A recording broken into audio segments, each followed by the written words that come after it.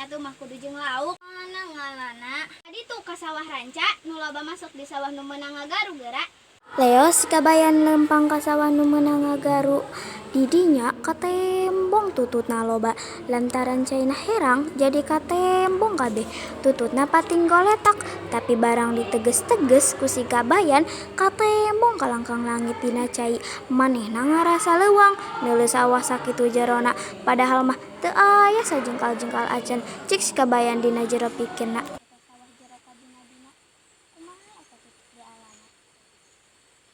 Lamun nepi ka tebeunang kan eta teuing ku nini. Tapi eta tutut sok dialaan ku jalma. Dek dilegetan bae ku aing. Geus kitu mah Leo si kabayan ngalaleugeut barang geus meunang dibeulitkeun kana nyere dijeran ku Abi Panjang sabab pikirna dek ti kajauhan bae moal deukeut-deukeut sieun ti kecebur.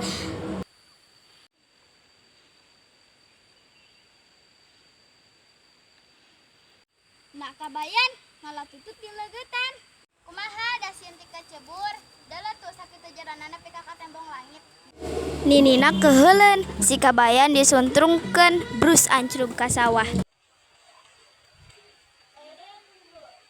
Hehe, dadeet nih.